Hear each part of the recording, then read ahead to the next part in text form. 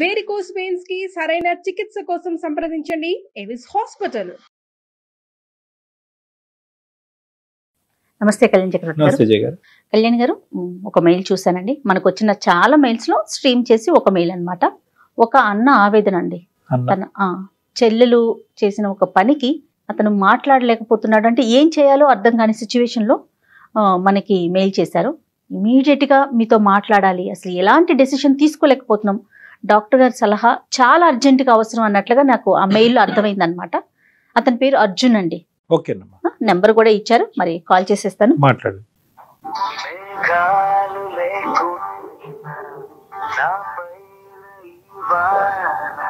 Hello hello, Arjun గారండి? అవునండి, నేను జయానండి, అందమైన జీవితం ప్రోగ్రామ్ నుంచి కాల్ చేస్తున్నాను. మీ మెయిల్ చూసాను. నమస్కారం. నమస్తే అండి. నమస్తే. మీ మెయిల్ చదివానండి. నేను డాక్టర్ గారు, మన డాక్టర్ కళ్యాణ్ చక్రవర్తి గారు స్టూడియోలో నాతో పాటు ఉన్నారు. ఆయనకి జస్ట్ బ్రీఫ్ గా ఒక లైనే చెప్పాను. సో అర్జున్ గారు నమస్తే అండి. సార్ నమస్కారం సార్. నమస్తే నమస్తే. ఏంటి సార్, అన్న చెల్లెళ్ళ మధ్య జరిగేటటువంటి ఒక ఇదా ఏంటిది? ఏమైంది? సమస్య నాది కాదు సార్, మా చెల్లెల్ది. తన గురించి మేము బాగా సఫర్ అవుతా ఉన్నాం సార్. దాని గురించి మా సమస్య మీకు చెప్తే మీరేమన్నా పరిష్కారం చూపిస్తారేమో అని చెప్పేసి నాకేం చేయాలో తోచక మీకు మెయిల్ చేశాను. నేను తప్పకుండా ట్రై చేద్దాం. చెప్పండి అర్జున్ గారు. మాది పాల్వంచ సార్, తెలంగాణలో పాల్వంచ. నా పేరు అర్జున్. మాది ఒక వెల్ సెటిల్డ్ ఫ్యామిలీ సార్, మంచి ఎడ్యుకేటెడ్. మా అమ్మగారు బ్యాంక్ ఎంప్లాయీ సార్. మా నాన్నగారు ఒక విలువలు ఉన్న వ్యక్తి సార్, మంచి సమాజంలో మంచి విలువలు ఉన్న వ్యక్తి. మా చెల్లెలు కూడా బిఎస్సి నర్సింగ్ కంప్లీట్ చేసి నేను బెంగళూరులో జాబ్ చేస్తాను సార్. మా చెల్లెలు జాబ్ పర్పస్ లో హైదరాబాద్ లో వచ్చి ఇప్పుడు అంతా అక్కడి వరకు హ్యాపీగా ఉండింది సార్. ఎంత వయసు అండి చెల్లెల్ది? చెల్లెల్ది 24 ఉంటుంది మేడం. BSc nursing.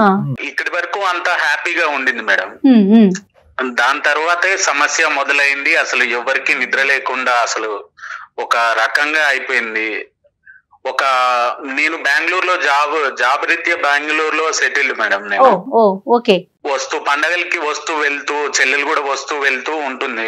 తను హైదరాబాద్ లో ఉంది, జాబ్ చేస్తుంది తను. ఇద్దరు కూడా పండగలకి వాటికి పాల్వంచికి ఇంటికి వచ్చేవాళ్ళు. అవును, రైట్. ఓకే.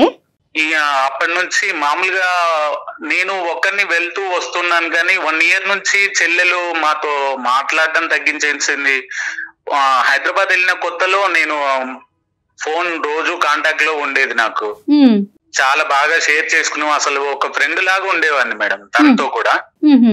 అమ్మ నాన్నతో మాట్లాడడం తగ్గించేసింది. వాళ్ళు వస్తున్నా అంటే మీట్ అవ్వకుండా ఏదో ఒక కారణం చెప్పి వాళ్ళను అవాయిడ్ చేయడము, అంటే మీట్ అవ్వకుండా ఉండడము, ఇలా చేస్తుంటే మా పేరెంట్స్ నాకు ఫోన్ చేసి నన్ను కొంచెం గాబరా పడుతూ ఉంటదిగా మేడం పేరెంట్స్ కి. ఇట్లా చాలా రోజుల నుంచి అసలు మమ్మల్ని అవాయిడ్ చేస్తుంది, మీట్ అవ్వట్లేదు, ఇంటికి రావట్లేదు, అసలు ఏంటి సంగతి, నువ్వు వెళ్ళరా అని నన్ను బెంగళూరు నుంచి నన్ను హైదరాబాద్ వచ్చి ఓసారి కలవమని చెప్పి నన్ను ప్రెజర్ చేస్తూ ఉన్నారు. నేను కాల్ చేస్తే నార్మల్ గా మాట్లాడి, అన్నయ్య అదేం లేదురా, నాకు కొంచెం వర్క్ బిజీలో ఉన్నాను అంటే, ఎంత వర్క్ అయితే ఏంటి, ఓసారి వెళ్ళి మాట్లాడవచ్చు కదా, ఓసారి వెళ్ళి కలవచ్చు కదా అని చెప్పేసి నార్మల్ గా నేను మా అమ్మ వాళ్ళని కన్విన్స్ చేసేవాళ్ళని మేడం. ఎంత డ్యూరేషన్ అర్జున్, ఎంత కాలం బట్టి కమ్యూనికేషన్ అనేది మీ పేరెంట్స్ తో గానీ మీతో గానీ తగ్గింది ఈ అమ్మాయి? 1 year నుంచి సార్. 1 సంవత్సరం అంతే. 1 year నుంచి ఇలా నడుస్తుంది సార్. నేను కూడా మధ్యలో ఒకసారి నేను హైదరాబాద్ వేరే పని మీద వచ్చానమ్మా, నేను కలుస్తానని మా చెల్లెలకి ఫోన్ చేస్తే కూడా ఏదో ఒక కారణం చెప్పి నన్ను అట్లా 2-3 times జరిగింది సార్. ఏదో ఒక కారణం చెప్పి నన్ను కలవకపోవడము, ఇలాంటి పరిస్థితి ఏంటంటే ఇంకా మా పేరెంట్స్ కి భయం ఎక్కువైపోయింది. అసలు ఏంటి, కొన్ని రోజులుగా తగ్గించేసింది సార్. అసలు ఫోన్ మాట్లాడడం కూడా ఒక 2-3 months నుంచి నాతో తగ్గించేసింది. అసలు వీక్లీ వన్స్ అన్నా చేసేది, అసలు 2 నెలలు బట్టి అసలు ఫోన్ మాట్లాడడం లేదు, సరిగ్గా రెస్పాన్స్ లేదు. దాని తర్వాత నేను వచ్చి హైదరాబాద్ లో ఇంకా తనకి చెప్తే లాభం లేదని చెప్పేసి చెప్పకుండా హైదరాబాద్ వచ్చాను మేడం. హైదరాబాద్ వచ్చి అమ్మ నాన్నలు చెప్పిన అడ్రస్ గురించి తెలుసుకొని హాస్టల్కి వెళ్ళాను మేడం. హాస్టల్కి వెళ్తే వాళ్ళు చెప్పింది విని నేను మళ్ళీ షాక్. అసలు ఏంటంటే 1 month ఉంది మీ చెల్లెలు, తర్వాత ఎక్కడికి వెళ్ళిందో తెలియదండి, వేకెట్ చేసి వెళ్ళిపోయింది అన్నారు.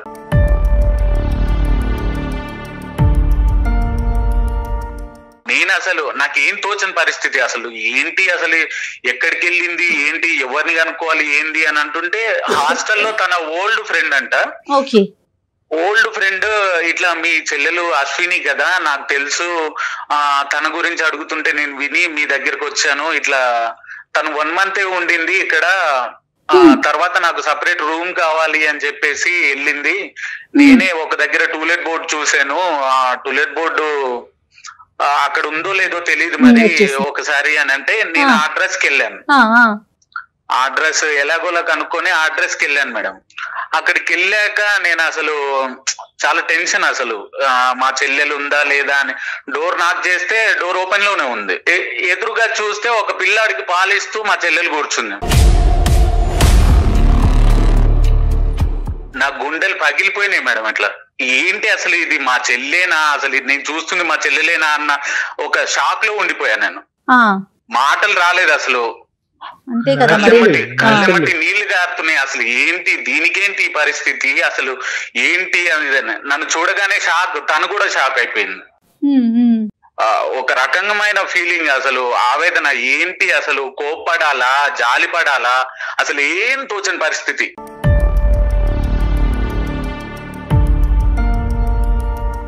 ఇంకా తను ఏడుస్తూ నన్ను పట్టుకొని ఏడుస్తూ అన్నయ్య తప్పైపోయింది, ఇలా నా సో ఇలా పెళ్లి చేసుకున్నాను, అనుకోని పరిస్థితుల్లో మీకు చెప్దాం అనుకున్నాను, అది ఇదని కన్విన్స్ చేయడానికి ట్రై చేసింది మేడం. కానీ నా బాధ ఏంటి అంటే అసలు ఇందులో కామెడీ అయిన విషయం ఏంటంటే తను పెళ్లి చేసుకుంది ఒక ఆటో అని మేడం.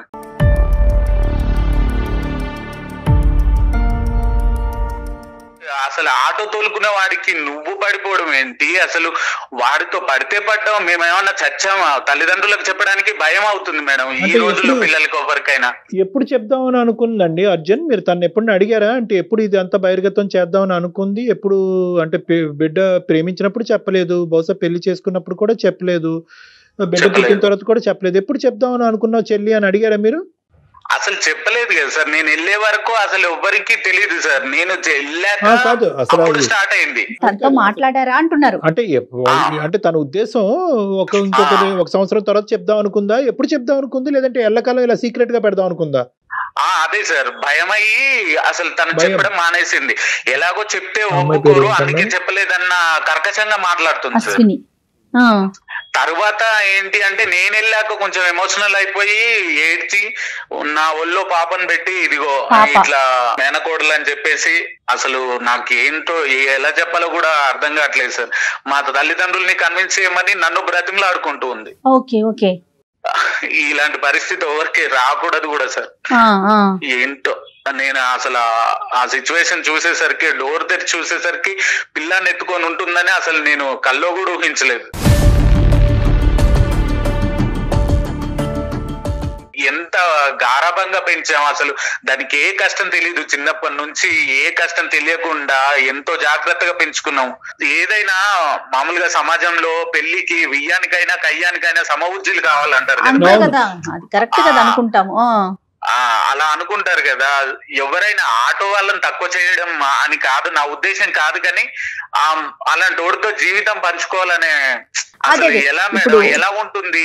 మీ సిస్టర్ ఇప్పుడు ఒకటి ఏముంది అంటే కనుక మీ చేతిలో బిడ్డను పెట్టి బాధపడింది, నెంబర్ 1. నెంబర్ 2 మీకు ఏం రిక్వెస్ట్ పెట్టుకుంది అంటే కనుక now you are here anyway, why don't you do the mediation, మీరు మీడియేషన్ చేసి ఆ తల్లిదండ్రులకి ఏదైతే బ్రేకింగ్ న్యూస్ ఉందో అది చెప్పండి అని చెప్పి మీ నెత్తి మీద భారం పెట్టింది. మీరు రెడీయా? అంతే తప్ప తనేదో ఇప్పుడు ఇబ్బంది పడుతున్నాను అనేది అయితే మెన్షన్ చేయలేదు కదా. తల్లిదండ్రులకు చెప్పమంటే మా వాళ్ళకి ఏమని చెప్పాలి సార్, నేను ఇలా చేసిందని, మా చెల్లెలు ఇలా చేసిందని, ఇలాంటి ఘనకార్యం చేసింది, నేను డోర్ తీయగానే పిల్లోడిని ఎత్తుకొని కూర్చుంది అని నేను ఎలా చెప్తాను సార్ వాళ్ళకి? చేయలేక నాకేం చేయాలో తోచక మీ సలహా కోసం నేను మిమ్మల్ని అప్రోచ్ అయ్యాను. మా సలహా ఇవ్వడానికి మేము రెడీయే. దానికంటే ముందు ఏంటంటే మీ సిస్టర్కి ఏమన్నా మీరు సజెషన్ చేశారా? ఎందుకురా నీకు ఇటువంటి వాతావరణం, ఇటువంటి పరిస్థితులు, బయటకు రా, మళ్ళీ నేను బాగా చూసుకుని నీకు మంచి సంబంధం చేస్తాననేటటువంటి సొల్యూషన్ ఏమన్నా మీరు ఆల్రెడీ మీ సిస్టర్కి చెప్పారా? అడిగాను సార్, నేను చాలా చాలా అడిగాను, అసలు నువ్వు అసలు ఇలా చేసింది కరెక్టేనా అమ్మా అది ఇది అని అంటే నాకు ఆ టైంలో ఎవరు గుర్తుకు రాలేదు, ఇలా అయిపోయింది అని చెప్పేసింది. ఇప్పుడేమో నాకు అమ్మ నాన్న గుర్తొస్తున్నారు బాగా, నాకు కావాలి వాళ్ళతో కలపమని చెప్పేసి మాట్లాడుతుంది సార్. రైట్. ఎస్పెషల్లీ అమ్మాయి బిడ్డ చిన్న వయసు పాలిచ్చేటటువంటి తల్లిగా ఉన్నప్పుడు ఏంటంటే తల్లిదండ్రుల యొక్క సపోర్ట్ అనేది ఇటువంటి సమయంలో చాలా ముఖ్యం అమ్మాయికి. ఎందుకంటే మీ ఇమోషనల్ గా అవనివ్వండి, మోరల్ గా తల్లి అయినప్పుడే తల్లిదండ్రులు అనేది గుర్తుకొస్తారంటారు. ఒక పాయింట్ సార్, ఇప్పుడు మా చెల్లెలు ఎలాంటిదో నాకు తెలుసు సార్, తన గురించి అంతా తెలిసి తను అంత ఈజీగా పడే అమ్మాయి అయితే కాదు సార్. ఎమోషనల్ గా ఏమన్నా బ్లాక్ మెయిల్ చేయడమా, లేకపోతే అసలు ఇది పెళ్ళేనా సార్? అది పెళ్లి అంటారా సార్? ఒక రిజిస్ట్రేషన్ లేదు, ఆ పెళ్లికి గుళ్ళో చేసుకున్న దాన్ని పెళ్లి అని ఎలా కన్సిడర్ చేస్తారు సార్? పెళ్లికి రిజిస్ట్రేషన్ అనేటటువంటిది ఒక యాడెడ్ ఇదే గానీ ఒక వాళ్ళు గుళ్ళో ఏమన్నా బ్లాక్ మెయిల్ చేసి తనని ఇలా చేసుకున్నారా, లేకపోతే ఇంకేమన్నా ఫర్దర్ గా తనని బెదిరించి ఇలా చేసుకున్నారా అనేది నాకు ఇంకా మైండ్ లో అదే ఉంది సార్. మ్యారేజ్ జరిగినటువంటి పరిస్థితుల గురించి మీరు ఆలోచిస్తున్నారు, కానీ బహుశా మీ సిస్టర్ కి ఈ సందిగ్ధ పరిస్థితి లేదు. నేను వాడిని ప్రేమించుకున్నాను, తక్కువ వాడైనా కూడా వాడిని పెళ్లి చేసుకున్నాను, ఇప్పటి వరకు అయితే హ్యాపీగా ఉంటాం. phase 2లో నాకు పేరెంట్స్ వరకు ఈ న్యూస్ తీసుకెళ్లి పేరెంట్స్ యొక్క సపోర్ట్ కావాలని చెప్పి ఆ అమ్మాయి part 2లో ఉంది, మీరు ఇంకా part 1లోనే ఉన్నారు. సో ఇక్కడ ఏంటంటే మీ ప్రశ్నలకు సమాధానాలు అనేటటువంటిది ఈరోజు సెకండరీ. ఎందుకు సెకండరీ అంటే కనుక ఆ అమ్మాయి ప్రయాణంలో ఇబ్బంది పడుతుంది, నరకయాత్ర చూస్తుంది, అన్నయ్య నీ కాళ్ళ వేల పడతాను, నన్ను ఇందులోంచి బయటకు తీసుకెళ్ళు అంటే కనుక అది డిఫరెంట్ స్టోరీ. అప్పుడు మీ ప్రశ్నలకి సమాధానం చెప్పాల్సిన అవసరం ఉంది. కానీ ఇప్పుడు ఎలా చేసుకున్నాడండి, బ్లాక్మెయిల్ చేశాడా, ఇప్పుడు అవన్నీ అనవసరం. She's reasonably comfort. బహుశా మీ తల్లిదండ్రులు చూసినంత స్థాయిలో కాకపోయినా షీఈ్ రీజనబుల్లీ కంఫర్టబుల్, కాబట్టి will talk about it later on. కానీ ఇప్పుడు అసలు ఆ అమ్మాయి ఉద్దేశం ఏంటి? ఆ అమ్మాయి మీకు ఇప్పుడు మాతో మాట్లాడటానికి ఒక అవకాశం ఉందా? ఆ అమ్మాయి ఏం చెప్పాలి అని అనుకుంటుంది? ఆ అమ్మాయి వర్జన్ ఏమన్నా మాకు వినటానికి అవకాశం ఉందా? సో తనతో మనం మాట్లాడొచ్చు అంటారా? మాట్లాడొచ్చు మ్యామ్, నేను కాన్ఫరెన్స్ పెడతాను. ఎందుకంటే బాలింతరాలు కదమ్మా, వాళ్ళ మనస్తత్వం చాలా సెన్సిటివ్ గా ఉంటుంది. ఇప్పుడు మనం పుండుమే కారం చల్లకూడదు. అవునవును. దానికి తోడు ఇప్పుడు మీరు అన్నట్లుగా ఆ అమ్మాయి కంఫర్ట్ జోన్ లోనే ఉందేమో బహుశా. ఇప్పుడు ఏంటంటే ఇక్కడ రెండు సమస్యలు. ఆ అమ్మాయి ఇప్పుడు రెండు ప్రాబ్లమ్. ఆ అమ్మాయి ప్రాబ్లం ఏమని చెప్తే ఫస్ట్ అది అడ్రస్ చేసి ఈ అబ్బాయికి అడ్జస్ట్ చేసి ఈ అబ్బాయి ఇష్యూ మనం అర్జున్తో మాట్లాడినంత సేపు ఆ అమ్మాయి ఎక్కడ కూడా సఫర్ అవుతున్నట్టుగా మనకి చెప్పట్లేదు. ఇతను సఫర్ అవుతుందండి అన్నట్టుగా చెప్తున్నాడు. అతను అవుతుందేమో అని. తన భార్యకి ఒక 4 ముద్దలు పెట్టగలిగేవాడు ఉంటే చాలని చాలా మంది కోరుకుంటారు కళ్యాణ్ గారు. ఇప్పుడు ప్రేమగా ఉంటే చాలు. ఎత్తారా అండి అర్జున్? Hello hello hello. అరే అన్నయ్య ఏంట్రా, ఏమైపోయావు? నేను 4 రోజుల నుంచి నీకు ఫోన్ చేస్తూనే ఉన్నాను, నువ్వు ఆన్సర్ చేయట్లేదు, నాకు ఏ సమాధానం చెప్పట్లేదు. నువ్వు అసలు అమ్మ నాన్నకి చెప్పావా లేదా నా విషయం? వాళ్ళు ఏమన్నారు? నన్ను తీసుకురమ్మన్నారా? ఏం చెప్పవేంటి అన్నయ్య? చెప్పరా ప్లీజ్ అన్నయ్య, నాకు ఇక్కడ ఏం తోచట్లేదు, ఏం చేయాలో కూడా తెలియట్లేదు.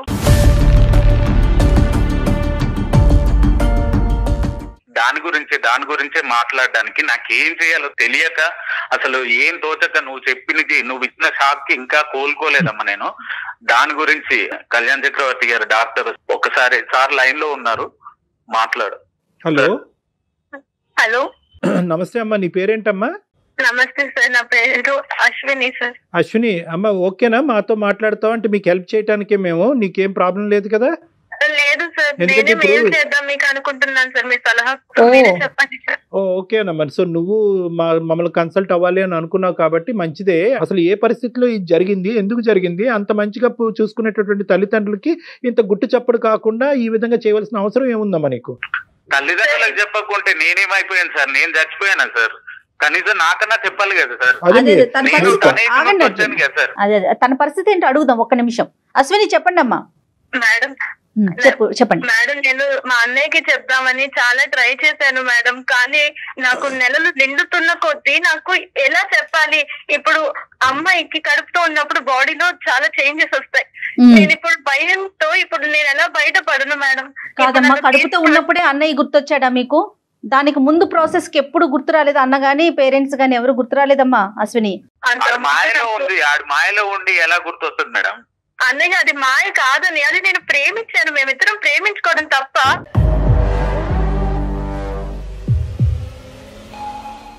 ఎవరినమ్మా నువ్వు చేసింది ప్రేమ? మేం గుర్తు రాలేదు అప్పుడు?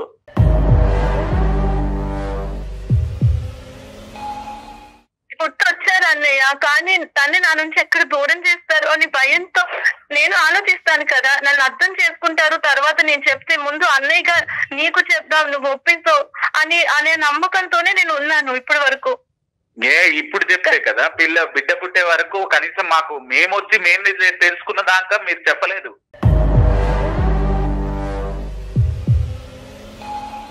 చెప్పలేదు కాదండి, నాకు అవకాశం లేదు. పెట్టావు నువ్వు, నా ఎమ్మటి కూడా చాలా మంది పడ్డారు, నీకు కూడా తెలుసు. నేను నీతో షేర్ చేసుకుంటాను ప్రతి ఒక్కటి.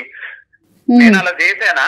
మన ఫ్యామిలీ ఉంది, మన విలువలేంటి అనేది కనీసం చెప్పుకోవాలి కదా. నాకు తెలుసు అన్నయ్య, నేను నీతో పాటే అమ్మ నాన్న పెంపకంలో నీతో సమానంగానే పెరిగాను. నాకు అవన్నీ గుర్తున్నాయి, నేను ఎవరిని మర్చిపోలేదు. మీరు ఇచ్చిన ప్రేమ దాని అయితే ఇలా చెయ్యవమ్మా. కనీసం నా బాధనైనా నేను ఎక్స్ప్లెయిన్ చేసుకోవాలి కదా సార్.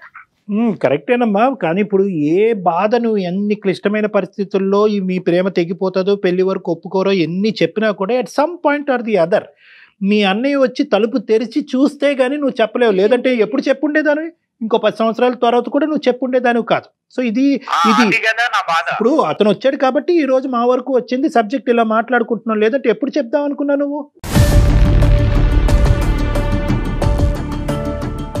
నువ్వు ఏ భాషలో చెప్పినా, ఎంత బాధతో చెప్పినా, at the end of the day నీ కుటుంబానికి మాత్రం ఇది వెన్నుపోటే.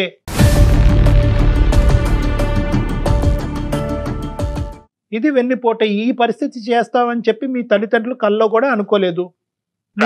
పెళ్లి కోసము ఎంత ఎంత గ్రాండ్ గా ప్లాన్ చేస్తున్నాడు సార్ మా నాన్న. అయితే ఏ లోటు లేకుండా చాలా గ్రాండ్ గా చేద్దాము, అసలు మా కూతురు పెళ్లి అంటే ఒక 10 కాలాలు చెప్పుకునే విధంగా జరగాలన్న స్థాయిలో ఆ ఏర్పాట్లలో ఉన్నాడు సార్. అంటే అంత పెద్ద ఏర్పాట్లు వాళ్ళు చేస్తున్నారని మీ చెల్లికి తెలియదేమో బహుశా.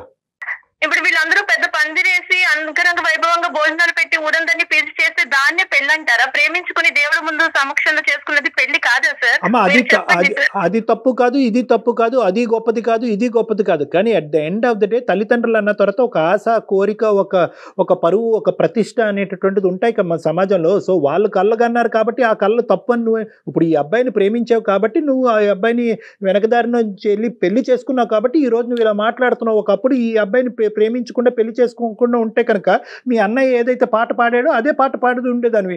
ఏమంటే పెళ్ళి అంటే ఇంత అంగరంగ వైభవంగా జరగాలి, మా తల్లిదండ్రులు ఇంత గొప్పగా నా పెళ్లి చేద్దాం అనుకున్నారు అనే మాట్లాడేదారు. ఇప్పుడు ఈ ఇష్యూ నీ జీవితంలో జరిగింది కాబట్టి దాన్ని క్రిటిసైజ్ చేస్తున్నావు. జరగడానికి ఒక రీజన్ ఉంది సార్. మా వాళ్ళు చాలా సాంప్రదాయబద్ధంగా పరువుకి, ప్రతిష్టలకి, ఆ స్థాయిలన్నిటికీ విలువలు ఇస్తారే కానీ నాకు సంబంధించి నా ఇష్టాలు ఏంటి అనేవి వీళ్ళ ఎప్పుడు విలువ ఇవ్వలేదు సార్. వాళ్ళు తను 10 రూపాయలు అడిగితే 100 రూపాయలు ఇచ్చేవాడు సార్ మా నాన్న. అలా పెంచారు దాన్ని. అంటే ఇప్పుడు సడన్ గా మీ సిస్టర్ కి మీ తల్లిదండ్రులు పెంచిన విధానాన్ని క్రిటిసైజ్ చేయాలని అనిపిస్తుంది. ఎందుకంటే మరి అంత క్రిటిసైజ్ చేసేటటువంటి అమ్మాయి ఈ రోజు మీ తల్లిదండ్రులకి మీ అన్నయ్య ద్వారా చెప్పాలన్న ఆలోచన ఎందుకమ్మా? ఇదే గుట్టు చప్పుడు కాకుండా ఉండండి, ఎంతకాలం అయితే అంతకాలం. ఎందుకు ఇప్పుడు సడన్ గా ఎందుకు అంత సడన్ గా వాళ్ళ ప్రేమ గురించి ఎంత బాధపడుతున్నామే, నిద్ర లేని రాత్రులు అసలు ఏమని చెప్పాలి నేను? నేను అలాగే ఆలోచిస్తున్నాను రా. నాకు మీరెవ్వరు మర్చిపోలేదు. నాకు కడుపులతో ఉన్నప్పుడు ఆడపిల్లకి తల్లిదండ్రుల దగ్గర ఉండాలని, అమ్మ దగ్గర ఉండాలని ఎన్నో ఉంటాయి. ఒక ఆడపిల్లగా నాకు అవన్నీ ఉన్నాయి.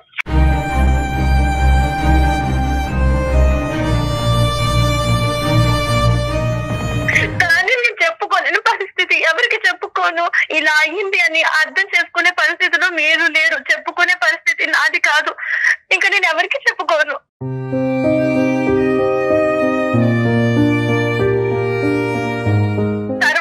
కాళ్ళ మీద పడి క్షమాపణ కోరితే నన్ను అర్థం చేసుకొని కూతురుగా దగ్గర తీసుకుంటారన్న నమ్మకం నాది. చిన్నప్పటి నుంచి నీకు అన్ని బెస్ట్ ఇచ్చిన నాన్న నువ్వు చెప్తే ఒప్పుకోరని ఎలా అనుకుంటావు అసలు?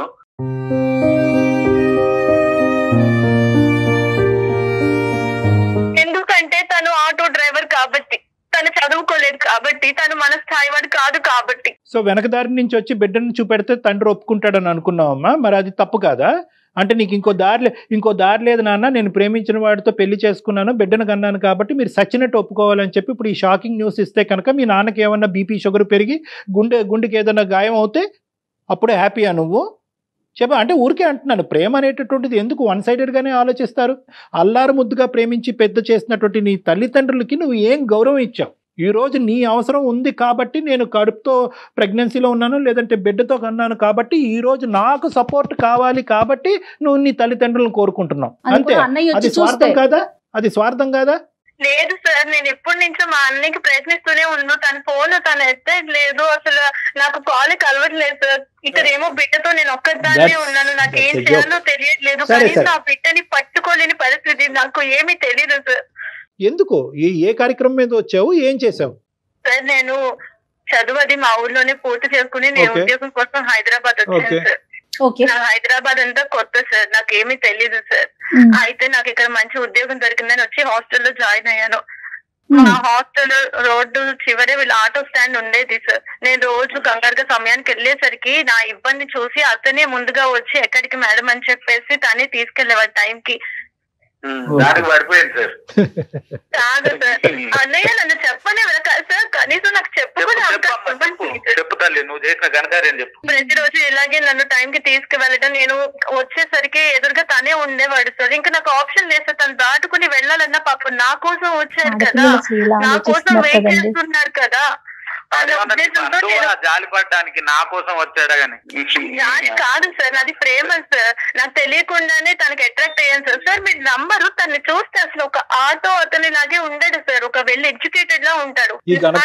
నన్ను ఎక్కించుకున్న సమయంలో ఆటోలో ఎవరిని ఎక్కించుకునేవాడే కదా సార్, నన్ను చాలా ఈ ఘనకార్యం మేము లైవ్ లో చూడలేము, మాకొద్దు, మాకు అనవసరం. అట్లీస్ట్ ఇప్పటికైనా కూడా ఇప్పుడు నువ్వు అదే చెప్తాను కదా, ఓపెనింగ్ స్టేట్మెంట్ లోనే చెప్పాను కదా, నువ్వు ఏ భాషలో చెప్పినా, ఎంత బాధతో చెప్పినా, at the end of the day వాళ్ళకు ఉండేటటువంటి ప్రజెంట్ వాళ్ళు అనుభవిస్తున్నారు, నీ తల్లిదండ్రులు, మీ బ్రదరు. సో వాళ్ళకి నువ్వు ఏ భాషలో చెప్పినా ఇది మోసం కిందే కనిపిస్తుంది, కానీ ఇంకో విధంగా వాళ్ళకి కనిపించదు. నువ్వు ఎన్ని చెప్పినా కూడా దానికి ఎగబడి నవ్వుతారేమో, రివర్స్ లో జోకులు వేస్తారేమో, కానీ అవునా అమ్మ అంత గొప్పవాడా అనేటటువంటి ఆ మాట వాళ్ళ నోట్లోంచి ఇప్పుడు కాదు కదా ఎప్పటికీ వస్తుందని నేను అనుకోవట్లేదు. అమ్మ అశ్విని, నువ్వైతే హ్యాపీగా ఉన్నావా? నేను హ్యాపీగా ఉన్నాను సార్, అతను చాలా బాగా చూసుకుంటాడు సార్. ఇప్పుడు నాకు నా అమ్మ, నాన్న, అన్నయ్య, నా కుటుంబం అంతా నాకు కావాలి సార్. ఈ రోజున నేను బిడ్డతో ఉన్నాను, ఆ బిడ్డని మా అమ్మ నాన్నకి చూపించాలి అని నాకు ఉంటుంది కదా ఒక ఆడపిల్లగా. ఇప్పుడు గుర్తొచ్చారా అమ్మ నీకు తల్లిదండ్రులు? పిల్లాని కానీ ముందు లేదా? కనీసం అమ్మ నాన్నలకు చెప్తే వాళ్ళ పరిస్థితి ఏంటి? వాళ్ళు ఒప్పుకున్నా నేను ఒప్పుకోను సార్. నేను ఒక సాఫ్ట్వేర్ ఫీల్డ్ లో ఉండి ఒక హోదాలో ఉన్నాను సార్. నా గురించి ఆలోచించావా నువ్వు? నా గురించి ఆలోచించావా? నాన్న గురించి ఆలోచించావా కనీసం?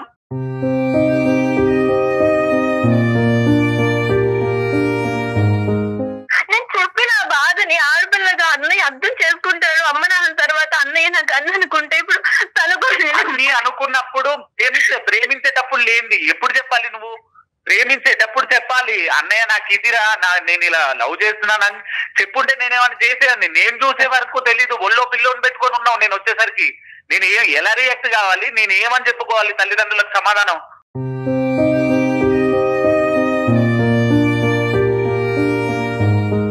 ఈ రోజు మీ సిస్టరు చెప్ప పెట్టకుండా పెళ్లి చేసుకుని బిడ్డ కనుక్కుని ఒక దరిద్రుడు ఒక దుర్మార్గుడితో ఉండుంటే కనుక మనం ఇంకొక పెద్ద తలకిమించినటువంటి సమస్య మన నెత్తి మీద ఉండేది.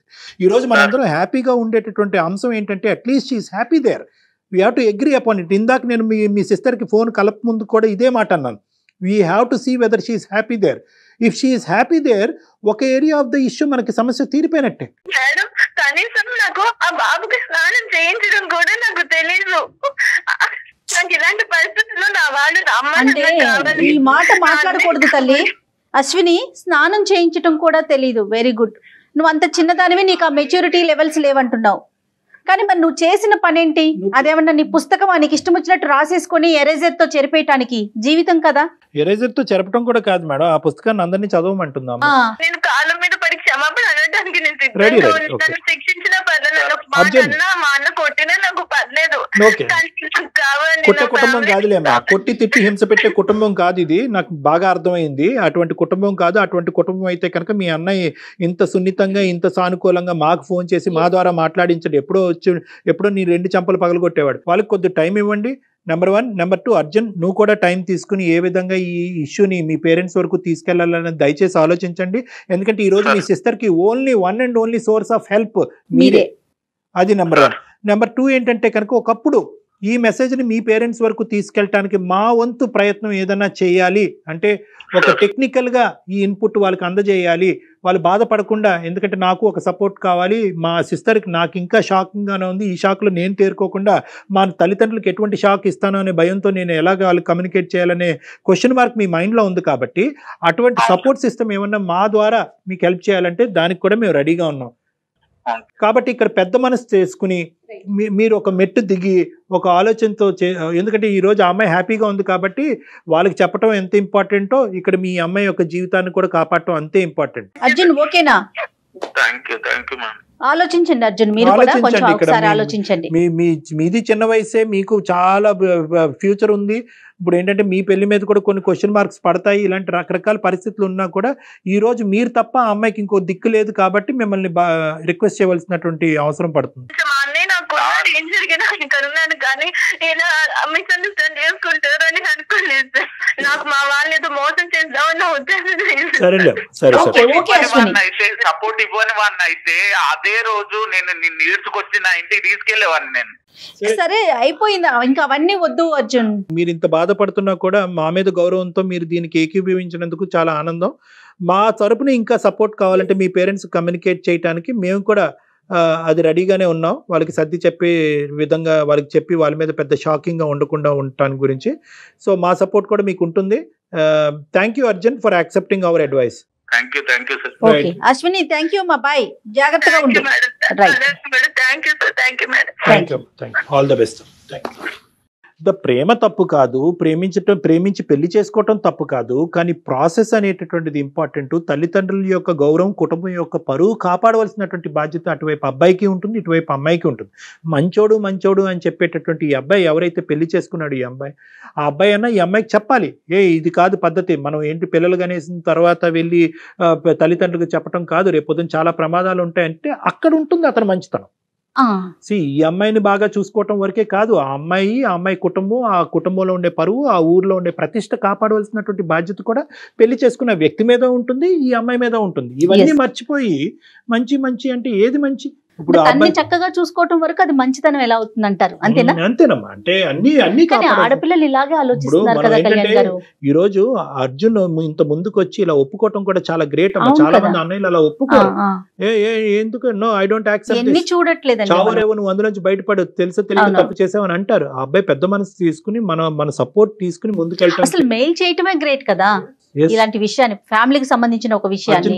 ఎటువంటి హెల్ప్ కావాలన్నా మన సైడ్ నుంచి ఇద్దాం అమ్మా. ఎందుకంటే ఆ అబ్బాయి కూడా చిన్న వయసే, ఇది పోరాటం పెద్ద పోరాటం. మన సైడ్ నుంచి పూర్తి సపోర్ట్